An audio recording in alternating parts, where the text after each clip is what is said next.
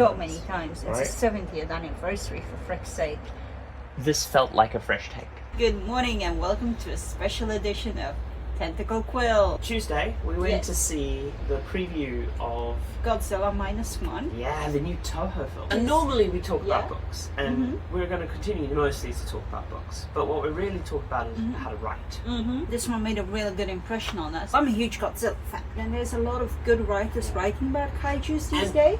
Because Godzilla Minus One is coming out, at least in the UK, on the 15th of December, we're not going to Yes. do any big spoilers or anything. No. We are going to talk maybe like the first 15 minutes. Yes. Because there's some key things there for the writing. Indeed. It was just a really enjoyable experience, and if you do like more original Godzilla movies, I definitely recommend this one. It really goes back to the roots of Toho, because Well, it's a Japanese Yes, production. it's a Japanese Japanese production. cast. It is a subtitled film. yes, The it director grossed- did a yeah. introduction to the Yes, preview. but even before that, we were told that the movie was already grossing quite well in the USA, In the US, which is yeah. really really positive for the a US subtitled market movie. doesn't do great with foreign films Yes, usually, so it's indeed. doing very well for a Yes. foreign film, and over here Indeed. it's on limited release.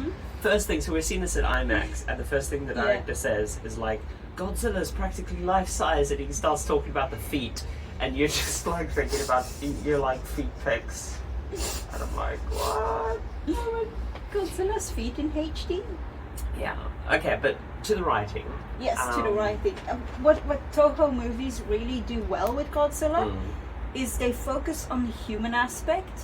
They focus on humans taking on Godzilla rather than making a whole showpiece of Godzilla itself. Well, no, I would actually flip it around totally, in the sense of I think the American films tend to focus too much on the human angle, and the Japanese films are much better at examining Godzilla as a phenomenon. True. And so, like, the main character is a victim of Godzilla. Yes. I mean, like, obviously there's a character arc and everything there, but Yeah. like, so I will say right straight up front, without spoiling anything, you get like 4 or 5 Godzilla attacks in this Yes. film. Like, you get a bunch, right? Yes, you see a lot of Godzilla. It's not like usually when he is kept a dark figure and you just see the footprint, and then in the second act we finally get to see it. Well, so we don't do that here. That's the traditional Western film writing, right? You tease the monster, you Yes. reveal the monster in the second act, and then you go to the big thing. Yes. And this is why I wanted to talk so much about the opening. The film's set in 1945, and it opens with a kamikaze pilot landing his plane on an airfield, claiming airplane fault. And within the first 15-20 minutes, Yes. you get your first Godzilla attack. That the opening of the film is not only this man dealing with the tragedy of war, Yes. but the tragedy of a Godzilla attack, and the two are like Indeed. very similar. Yes, it's a metaphor for the war, and the damage that Godzilla does in this movie is just huge, unimaginably fast, especially for that era where the atom bomb is just barely a thing. Typically, in kaiju movies, there's a lot of destruction, and there's no time, because the destruction is the climax, is the third act. There's no time to really dwell on the circumstances. Yes. And I think because they open initially with the Godzilla attack, Yeah. and not in a sense to off-screen characters, right? Because we've seen this trope before where the opening of the film, they tease a Godzilla attack, but it's not the main cast experiencing it. It's like the one American film, the dad dies. The other one, you see the aftermath, and Yes. they do the Gojira moment. Yeah, and then you see the footprint first rather than the monster. But I think Toho knows that the audience knows what Godzilla looks like at this point. Yeah, like, you're not going to see a Godzilla film without knowing A, it's a Godzilla film, but B, Yes. you've probably seen the design for the specific Godzilla for that film. One of the things I really like, and as I say, we're spoiling the first 15 minutes and nothing more, the first sighting of Godzilla, he's baby Godzilla. Yeah, it's like a smaller version. He's of still it. terrifying. Oh, of course. At the same time, the Godzilla itself goes back to the really original days of Godzilla, like the body shape it has, the scraggliness as it's been described. Very big feeling of like man in suits, but done well. Yes.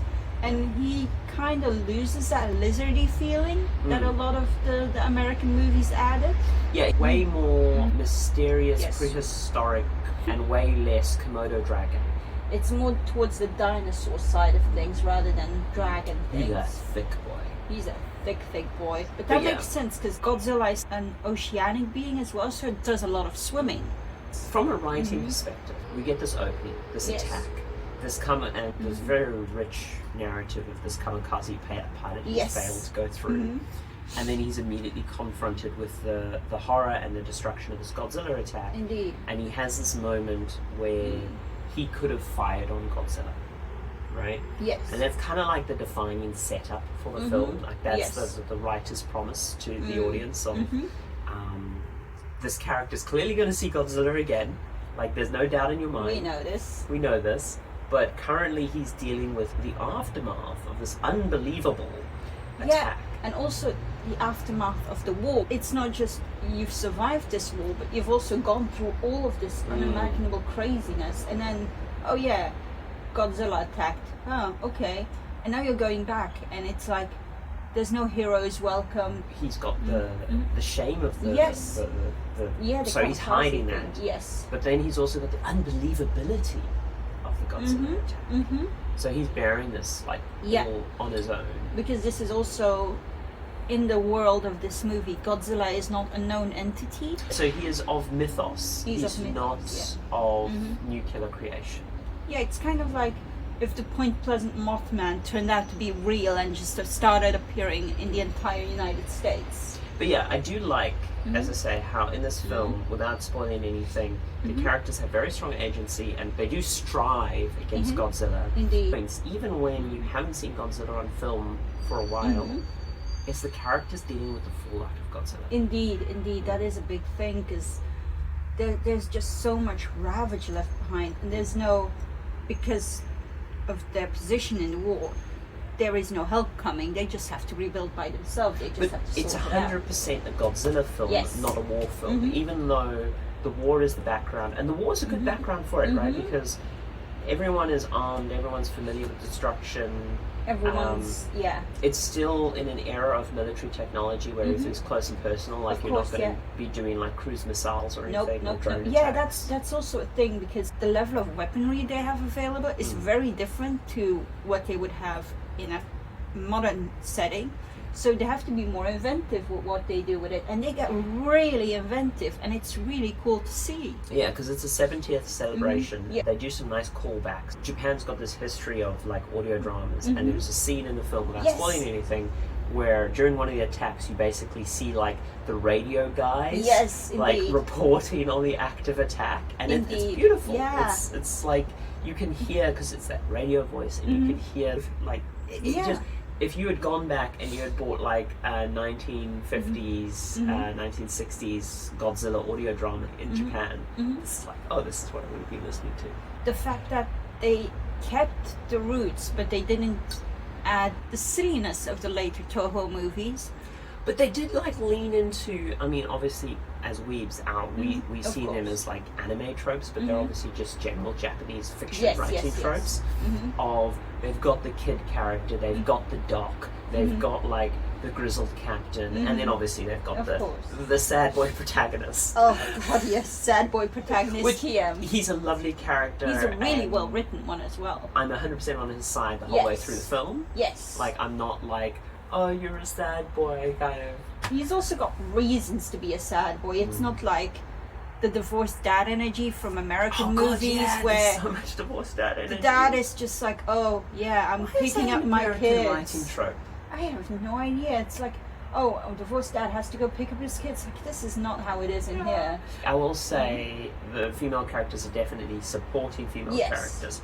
The agency with which they're written and their characterization is genuine, true, and have real moments of moving the plot forward. And they have a good character arc going as well. One of the female characters in the movie who has a really good arc.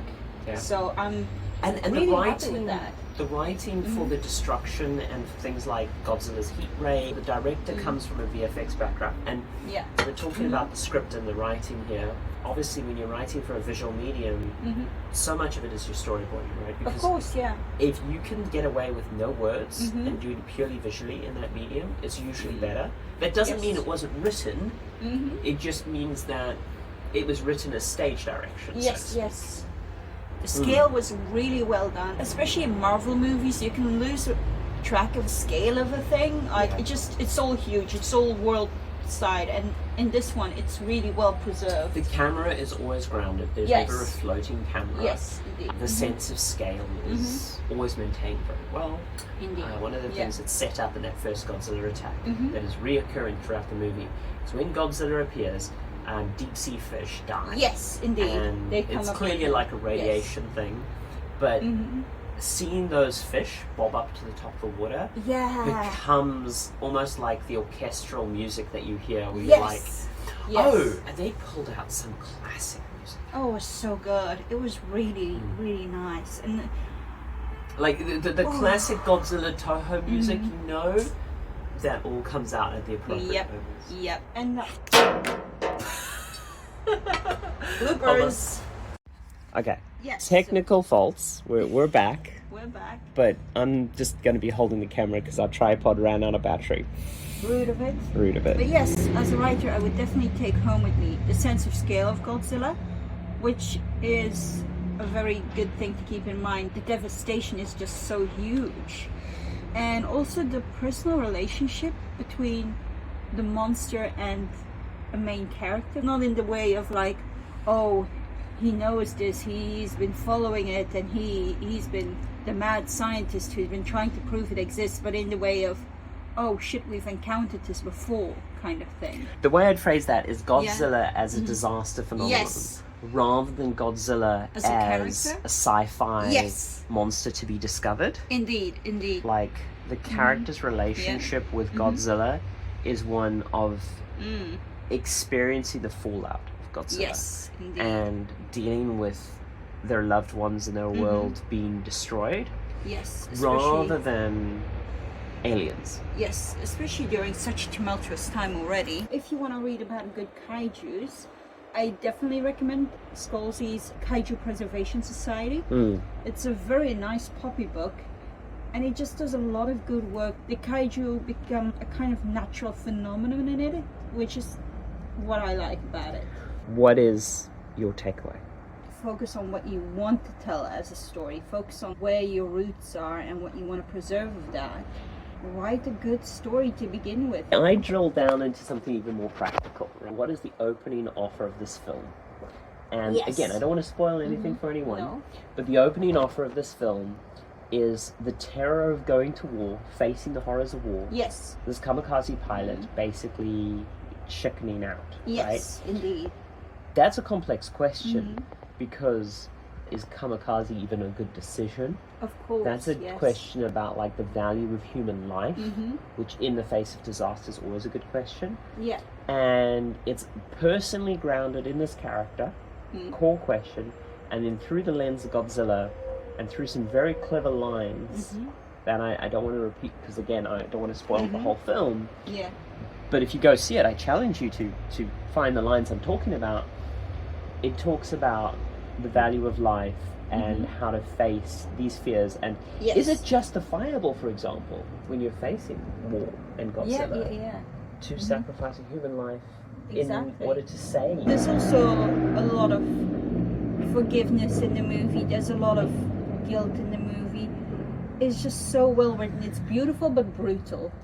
There is a lot of topics here that really show the value of why new writers always need to come into the space and why your culture matters, because anyone who wasn't Japanese writing the story would fail because of cultural undertones in the very core question of the story around kamikaze that I think would be poorly handled without the cultural lens. Of course, that people bring to that question. Indeed. And I think this is something you can provide in whatever you write, is you are living through a different time and a different culture than anyone else.